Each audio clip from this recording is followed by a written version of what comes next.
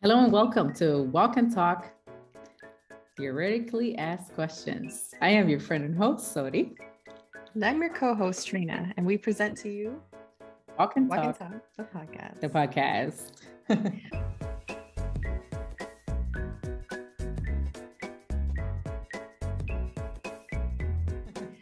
Today we're going to talk about the love tank. Yes, the drought of love that results into a dark heart. We are taking a deep dive into some of the attributes that are responsible for such, the 5 love languages, and how it affects how we respond in a relationship. Let's dive in. So let's cover what the love tank is. Hal Benson's article called Intentionally Intimate Relationships describes that a couple's love tank is filled by the frequency of emotional connections and is drained by the way a couple disconnects. In your daily life, there are events that fill up your love tank, and then there's also things that contribute to its emptiness. This theory is adapted from Dr. Gary Chapman's book, The 5 Love Languages, and it talks about every person having a love tank. This love tank's fullness is controlled by emotional connections and disconnections and is tampered with throughout our day-to-day life. So let's cover what the 5 love languages are briefly. 1 is words of affirmation. Number 2 is acts of service, quality time, physical touch, and receiving gifts. And just remind ourselves that physical touch, it's for touching, not for abuse. But those are the 5 love languages. Absolutely. So we dive in and we say, so what is your love language? So what is Sorangen's love language? Yes. Well, throughout the years, it has changed, it has varied, right? We have different situations, different experiences in life. I recently just took the test once again. Really? The first time I took the test was 2015, 2016. I was in a different relationship then. I decided to take it now. And it appears to be that my first one is words of affirmation. Okay. The second one comes to quality time. Third one falls into physical touch. Who doesn't like some physical touch? Of course, we all do. Then it's act for service and receiving gifts. So it kind of identifies in a way where I am today as a person, as an individual, as a woman, what I look for, and also defines what I look towards in intimacy, in a man, in a partner. Yes, absolutely. As we mentioned before, it is a situational and explorational in some way situation, at least from our perspective, right? It comes in different seasons of our lives, whether, back then when I took it, I was still in my 20s. I'm taking it now and I'm in my mid 30s, and my expectations of life and love are completely different, without disregarding the experiences that I've encountered in my past relationship. So retaking this now has put into perspective, what is it that I'm looking for? What is it that fills my love tank, that fulfills my need, right? As a person, so that fuels me in, so then I can keep going. And to the test that I just took, then obviously those are the ones. With taking the test over again, do you find that your love language has changed because that's the thing that you were missing the most in the past few years? That's a good question.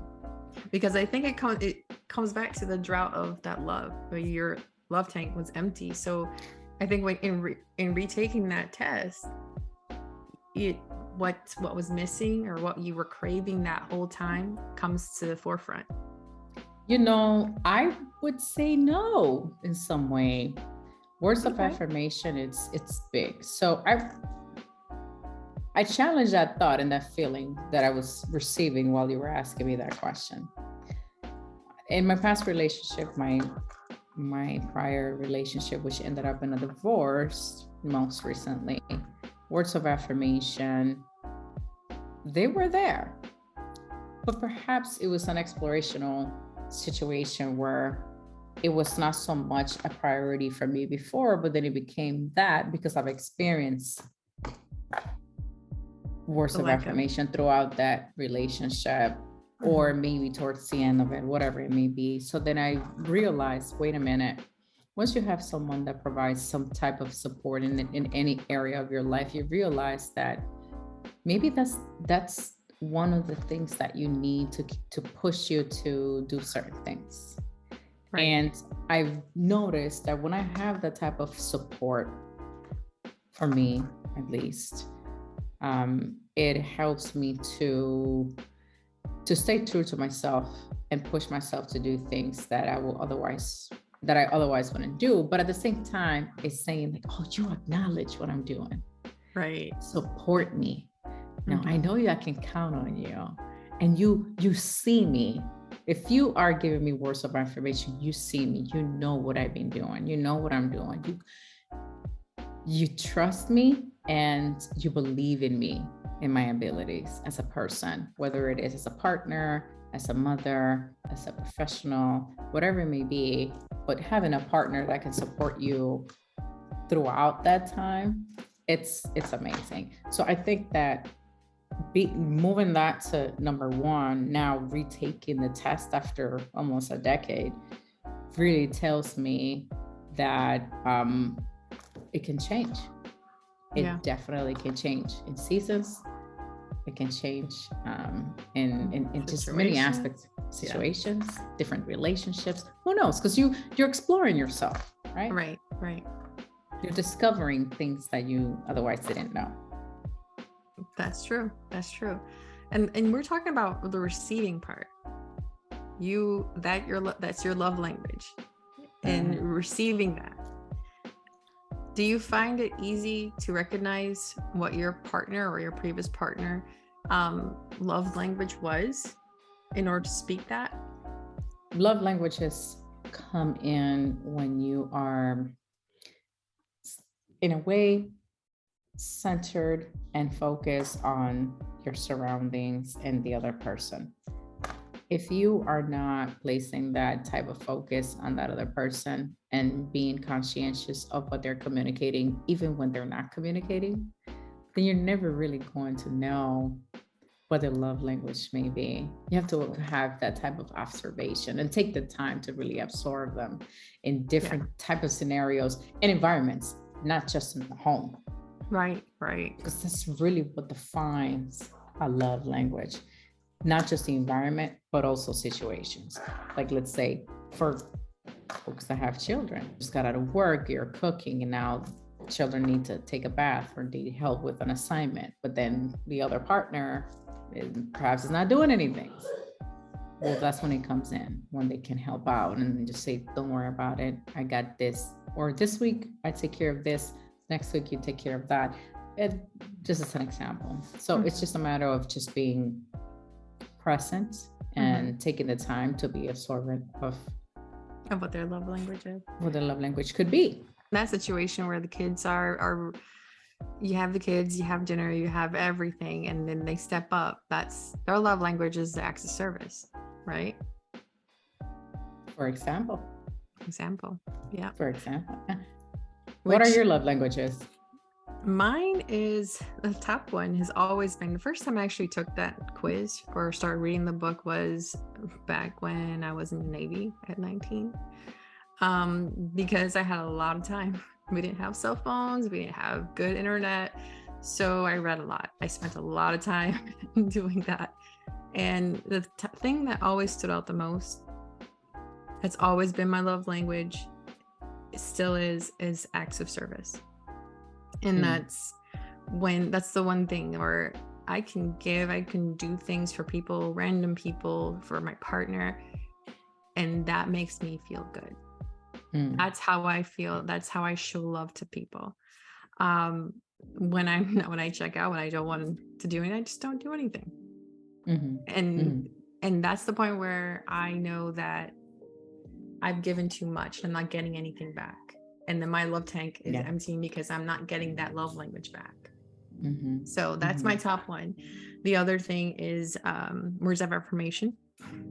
That definitely goes hand in hand. Goes hand in hand, yes. Acknowledging what I did for you. Not necessarily getting a thank you all the time, but just acknowledging, hey, I meant a lot to me, thanks. Or doing something back in return. Granted, I don't need that, but it's nice to or get kiss that. Or hug. Yes. Something like that. And the third one, always it's hand in hand, quality time and physical touch. When I'm spending my quality time, I need that touch. Yes. So it has to be one with intertwined. If it's not, then it's just like, what's the point of this quality time? I'm done. Yeah, there's no quality time without physical touch, right? Exactly. What's the point? If you're sitting in the corner of the house or the couch, and then you sit on the other corner of the couch and you guys are watching, what's up? There's no quality time there. Quality time comes. There's no love. That in my mind is no love. However, I'm not talking about intimate physical touch. I'm talking about just the normal things, just the whole hand holding, I can be sitting next to you, as long as my hand can be touching you. That's all I need. I don't need the hand holding like that, but I just need just to be close. And in that sense, that's just my love language. And the words affirmation, I think I mentioned this before, but I'm from a different country. We both are. But sometimes there's times where I say and mispronounce things different. Not on purpose. It's just how my mind. The translation in your mind. Yes. And for me, it's Creole. There's a lot of things that's really slang. We just, whatever slang you hear, we make it more slang. We make it even worse. So there's things where it translates in my mind when I speak it out loud. I don't expect to be corrected all the time. I joke around a lot about it, but when it's the person I'm matters the most to me, they don't affirm hey, I know they say something different. I like that. Affirm that you like that uniqueness about me. But if it's not when it's the complete opposite and you're getting upset about that, it's okay, I cross my you're done. I'm done. And a lot of folks not everyone is receptive either. No. Of the differences in our cultures. And I know that's something that we're going to talk a lot, and being that we're Latinas and we come from different backgrounds, and there are different cultural aspects of the way that we walk in our day-to-day, whether it's in our relationships, but also just in general with our children, with our work or whatnot. And this is a huge one, this is a big one, the love part of having a multicultural relationship and not understanding, because it can be challenging, for sure. It can be challenging. Absolutely. I get this a lot. I'm Dominican, okay? I get this a lot. I speak with someone and they may think I'm flirting. I'm not flirting. I'm having a normal conversation. Yeah. Okay. Yeah. So, but it's just a cultural way to be. And maybe I'm too friendly in a way that acts of service. That's big in our culture, where we just give. There's a different word for that. When you just serve. So when you go to a hotel, they give you that. Everything is just hospitality. For you. Hospitality. Yes. That is exactly how we are. It's just part of our culture. It may translate to something else. And that's where cultural differences come in and create some disruption in the way of communication. So, but moving on, I want to say that there is someone that we love, that we listen to on a daily basis. We love him. He has a podcast on Spotify. We follow Yes. him. We love you, Jay Shetty. Hey. Yeah.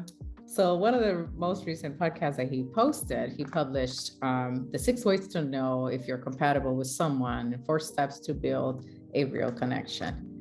Love, love, love, love, love, Jay Shetty. He published that on September 16th, and he said a lot of times we look for chemistry, but we forget to look for compatibility, and we focus it on chemistry. Ooh, spicy. Yes. We're in attraction, but the values and aspects do not align, and the same goes reverse, of course. And there's a good example. It says someone may want a tropical palm tree in the Midwest, but due to the lack of compatibility for the plants in the environment, the tree will not grow or survive. Any plant in the wrong environment will struggle to grow and be sustainable. The same goes for relationships, right? Yeah. Granted, it's a lot different than the plant, but I think that compatibility, because we can have different cultures. To be compatible is much different from your chemistry, where it's like, oh yeah, we have all this in common, all this in common. That's great. But if you're not compatible in more than just that, you will struggle. It will be a struggle. And those struggles can be just a little bit until it's the very reason why you fight all the time.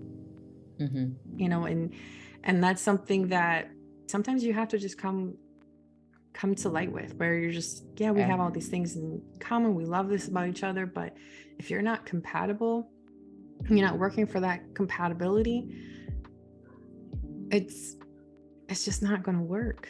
Well, it's not just that, it's just also the level of respect and having respect of each other's differences. And that kind of takes us to the next question. So a drought of love results into a dark heart. So what do you feel happened with a drought of love throughout the time, years, months, etc.?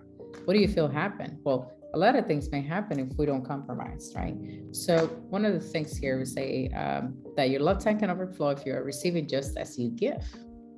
An empty tank leads to resentment, hardened hearts, and a lack of compassion. Woo! That I know. That speaks loud to me. I think for the both of us and a lot of our listeners too. Yes, so, I agree. You know, that's something that I would have to say, where we can give and give and give, but I think it was a psychologist that told me while I was in therapy with my previous partner. They told me, like, you can try and be there as much as possible, be supportive, but at some point, if you're not getting the same amount of effort from him, you're going to start to resent him. You're going to start to get that hardened feeling. So I need you to be careful about that and trying to be so supportive.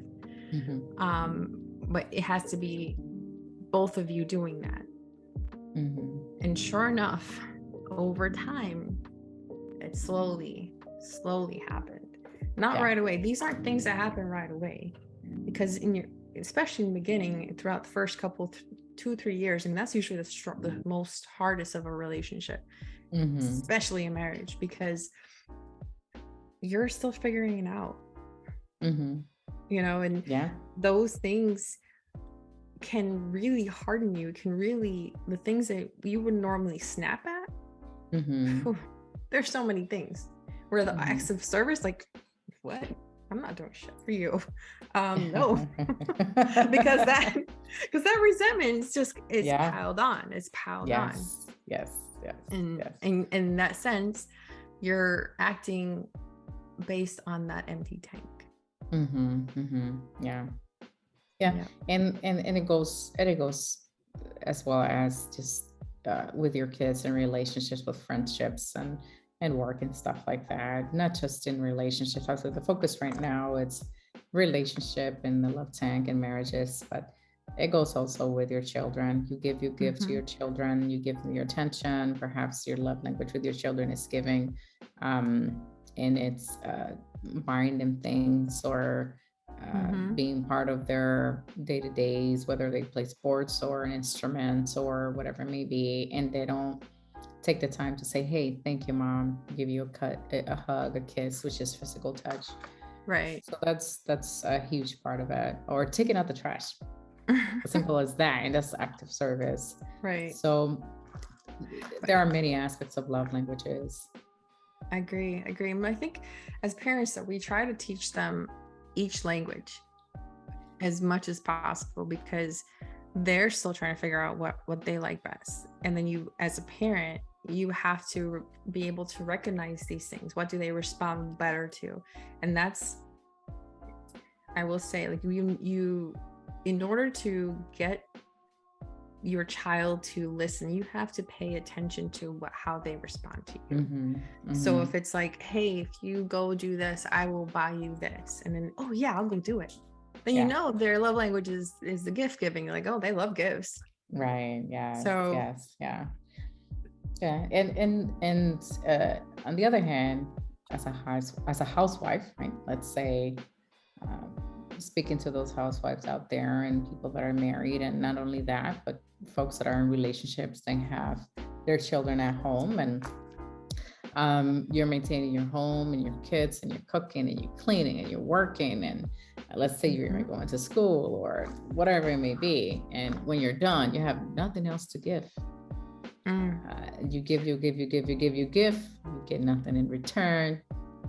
You don't receive any help with the kids, you don't receive any help in the home, you don't receive any help in any way, shape, or form from your spouse. And the kids are demanding your full attention.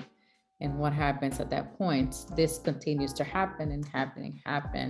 And you get burned out. You run on E, and when you run on E, that can lead to a lot of issues, whether it is mentally and also health-wise. Yeah.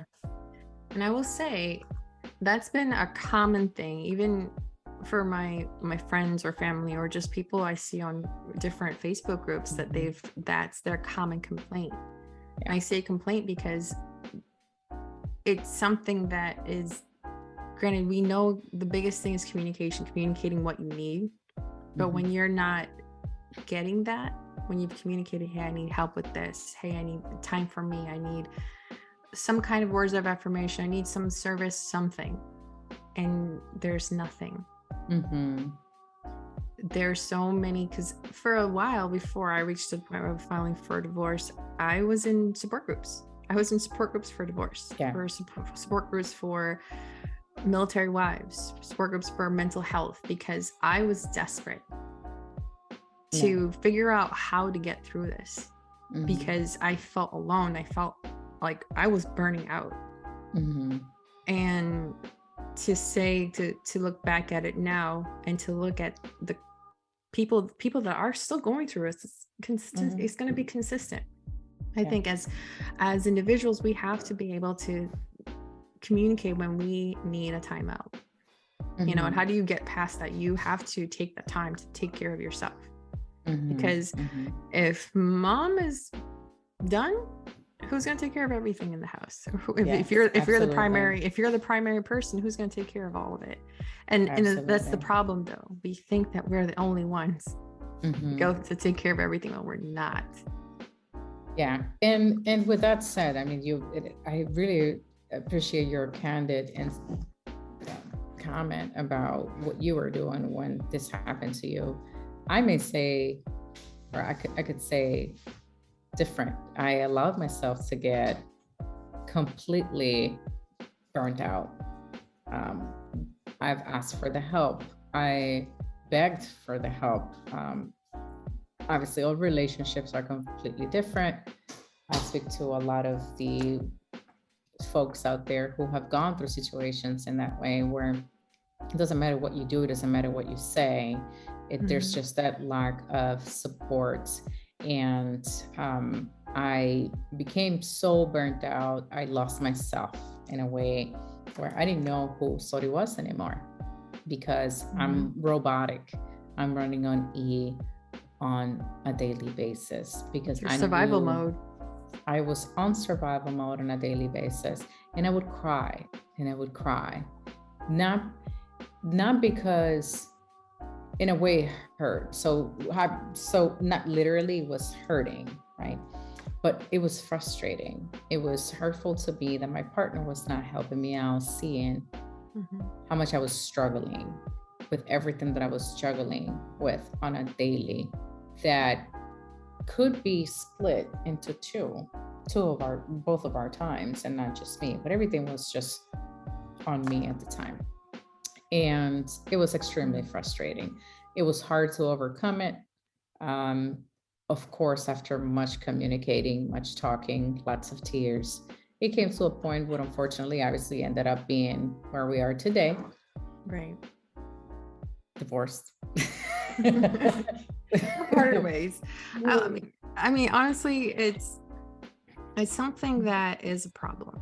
Not just for us in our culture, but in society. I think that there's that predetermined role for men and women, and I think we've came a long way, definitely, but there's still a lot of work to be done. And the biggest thing, yeah, physically it may not affect you right away, but I will say on personal experience, that stress and that empty tank can eventually lead to physical illness. That dis-ease of not being loved and not getting the help, like that can turn into diseases. Like autoimmune diseases. It's caused a lot from what we're going through with this stuff. So important to take care of yourself, so important to show yourself some love. Do that self-check, the awareness of where you are, what you need, and communicate that. If it's not from your partner, recruit your family, your kids, your sister, friends, cousins, friends, especially your friends. And I think that was the biggest struggle for me. I thought that I'm going through this alone. I can't ask for help because that's, I don't want to admit that I'm not, this isn't working out, because, we all go through the whole things of posting pictures and showing, I'm so in love on social media, and like, look at us. And in reality, in the background, you're like, man, I really wish it was like that, when it's not. And I must say, you know what? A lot of the times also, and many people do this. I know that I have people that I know that are doing this still today. But one of the things that helped me navigate through that as well was to dress up every day, put on my makeup. It allowed me to navigate through the pain that I was going through, the frustrations that I was going through, because sometimes what we portray outside is what we feel inside. And most of the time that's the case. Yes. But in tricking our mind in some way, shape, or form, it helps. It does. And it truly helped to get me to get going.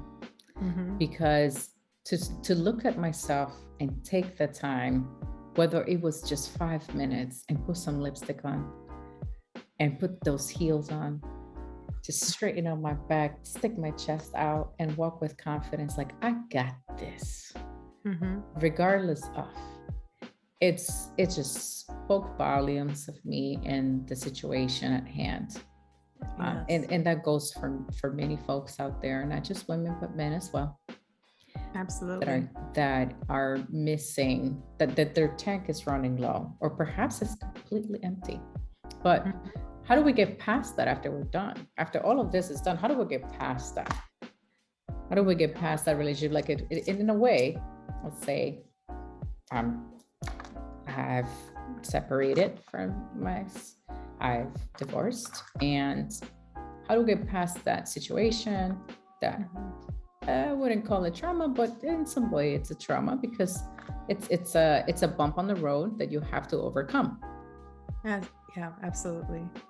Because like what I think I've talked to you about almost recently is when we aren't able to get past that, we start that new thing with that in the back of our minds, and then we start to treat that new situation, I'll say situation, the situation with the thoughts of, this person's gonna do this because I've seen that. They're showing signs of this, I'm gonna back off. In reality, that's not fair to the new person. No, absolutely not. So making sure you're doing a self check. You're waking up every day, dressing up. For me, it's been my workouts. I was always a Mhm, part of some working out group or some things. Sometimes I go look for that motivation online mhm, or in a group class, just something, because I needed that for me. I knew that helped me mhm. with my self-confidence Yes. in standing taller, not being afraid of how I looked. Um, Mhm. and there's a lot of things. There's all that. But Yeah. really, to get past that, you just honestly, the biggest thing, show yourself some love. You have to show Self-love. yourself, because if you can't love yourself, how you hell do you expect someone else to love you? Oh, yeah. I know that's right. So So in closing, I would love to read a quote from the five love languages. And that is, love doesn't keep score of wrongs. Love doesn't bring up past failures. None of us is perfect. In marriage, we do not always do the right thing. We have sometimes done and said hurtful things to our spouses. We cannot erase the past. We can only confess it and agree that it's wrong. We can ask for forgiveness and try to act differently in the future, having confessed my failure and ask for forgiveness. I can do nothing more than to mitigate the hurt it may have caused my spouse when I have been wronged by my spouse and she or he has painfully confessed it and requested for forgiveness. I have the option of justice or forgiveness. If I choose justice and seek to pay her back or him back, or make him or her pay for her wrongdoing or his wrongdoing, I am making myself the judge of them, the felon. Intimacy becomes impossible if, however, I choose to forgive. Intimacy can be restored. Forgiveness is the way of love. This is by amen. Gary Chapman. By the five love languages of love, how to express heartfelt commitment to your mate.